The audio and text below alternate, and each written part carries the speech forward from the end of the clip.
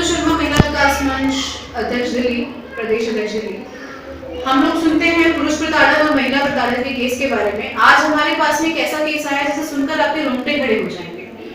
अब हम लोग बात करते हैं, अभी तक हमने केस सुना कि किसी ने दहेज प्रथा के लिए किसी को मार दिया, किसी ने कुछ करा, किसी ने कुछ करा। दिल्ली में जैसा कि हम देख रहे हैं कि एलजीबीटी कम्युनिटी है, कहीं ना कहीं उनको अपने राइट्स मिल गए हैं, संविधान हमारा कानून उनके लिए भी आ चुका है, लेकिन अब उस कम्युनिटी के अंदर भी क्राइम शुरू हो गए हैं। मेरे पास में एक बच्चा सुबह आया है और इसकी हालत इतनी खराब थी, जब इसने मुझसे कांटेक्ट किया, इसको आप ये सोचिए कि जीने की सारी वजह खत्म हो गई थी। अब केस कुछ ऐसा है कि इस बच्चे को बिहार से दिल्ली बुलाया जाता है, दो तीन लड़के होते हैं, इन्हीं के गांव के होते हैं, विश्वास करके ये लड़का दिल्ली आ जाता है, इसको एक कमरे में रखा जाता है और वहां पर जाके इसके साथ में गलत काम होते हैं, मार पिटाई होती है, धमकियां दी जाती है कि अगर तूने पुलिस में कंप्लेंट करी तो हम तेरे को ये कर देंगे, वो कर देंगे। इस तरीके से इस लड़के को टॉर्चर करा गया, किसी तरीके से हिम्मत बना के अपनी जान बचा के वहां से भागा, अपनी बहन के घर में रह रहा है आजकल। सलाम है उस बहन को भी जो इसके साथ में बिल्कुल इसके न्याय के लिए खड़ी हुई है। और अब वो लड़का कहता है कि अगर तुमने मेरे लिए कुछ करा, मेरे अगेंस्ट कुछ कदम उठाया, तो तुम्हारे पूरे खानदान को मैं मार दूंगा। पुलिस कोई सुनवाई नहीं कर रही है, क्योंकि पुलिस कह रही है कि भाई तुम तो लड़के हो, तुम्हारे साथ लड़का कैसे रेप कर सकता है, जो कि हमारी आजकल सोच भी है। हम लोग समाज में चाहे कानून इस लॉ को कितना भी आगे बढ़ा दे, लेकिन समाज इस चीज को एक्सेप्ट नहीं कर रहा। तो इसी तरीके से ये केस मेरे पास में आया है और कहीं हद तक मैंने इस केस को सुलझा भी लिया है। आज इसी लड़के की जुबानी आप सुनिए कि कितना ज्यादा टॉर्चर इसकी जिंदगी में ये दूसरा जो क्रिमिनल है लड़का, ये बनकर आया है। बताइए बेटा कि क्या हुआ आपके साथ और किस तरीके से आप महिला विकास मंच के पास पहुंचे? मैं पिछले 1 साल से इतना मुसीबत में फंसा हूँ कि मैं ये जान रहा हूँ मेरी ज़िंदगी में अब खुशियाँ नाम की कोई चीज़ ही नहीं रहा।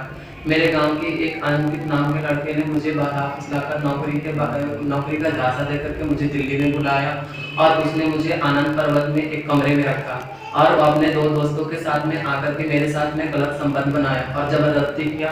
जब मैं मना करता था, मेरे मुंह में कपड़ा डाल करके वो मुझे मारपीट भी किया। जब मैं वहाँ से छूटा तो मैं अपने दीदी के घर पे आकर के रहने लगा। जब मैं अपने दीदी के यहाँ रहा तो वो भी मेरे पास कॉल करके टॉर्चर करना शुरू कर दिया। जब उसको वहाँ से जब दाल नहीं करी तो क्या सोशल मीडिया के तहत मेरा फोटोज वायरल करना शुरू कर दिया। जब मुझे पता चला मीना मानवी ने सबको इंसाफ दिलाती है, तो मैंने सोचा कि एक मेरे पास यही रास्ता है, तो मैंने गूगल से मीना मानवी मैडम का नंबर निकाला। डायरेक्ट मुझे मीना मानवी का नंबर नहीं मिला, तो एक ऋतु, शायद वो मैडम का नाम याद नहीं है, उनसे मैंने बात की। उन्होंने बोला मीना मानवी का नंबर दिया। मैंने मीना मानवी के पास में कॉल किया तो मैम ने बोला कि मैं बिहार की हूँ बट मैं दिल्ली में रहता हूँ। तो उन्होंने बोला ऋतु मैडम एक अध्यक्ष है, उनका नंबर मिला। उस मैडम से मैंने बात किया, बात करके उनके ऑफिस में आया और ऑफिस में आने के बाद में मैंने मेरी जिंदगी में जो भी हुआ मैंने सारी बात बताई, स्टोरी के तहत बताई। वो उन्होंने मुझे ये बोला कि मैं आपको इंसाफ दिला दूंगी। मुझे आज बहुत अच्छा लग रहा है और मैं अपने आप पे ये गर्व कर रहा हूँ कि आज मुझे इंसाफ मिल जाएगा। आपने सुना किस तरीके से ये लड़का टॉर्चर हुआ।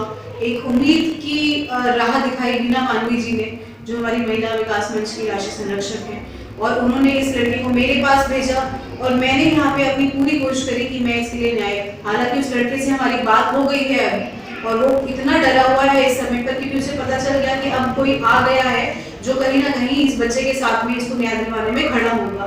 इसको मुंह में कपड़ा डाल के वो लोग मारते थे, इसके साथ में गलत संबंध बनाते थे, इतना टॉर्चर। और जब ये नहीं माना, ये भाग गया वहां से, इसने अपने आपको न्याय दिलाने के लिए मुहिम शुरू करी। तो फेसबुक का एक प्रोफाइल बनाया, उसमें इसकी फोटो डाली जो कि आपत्तिजनक फोटोज थी, और उन फोटोज को इसके गांव में पूरा वायरल कर दिया।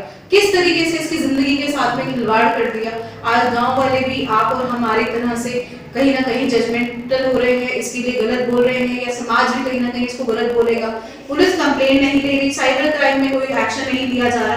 तो अब ये लड़का हमारे पास में आया है और मेरी पूरी कोशिश रहेगी कि मैं इसको न्याय दिलाने के लिए अंतिम क्षण तक भी इसके साथ खड़ी रहूं। धन्यवाद।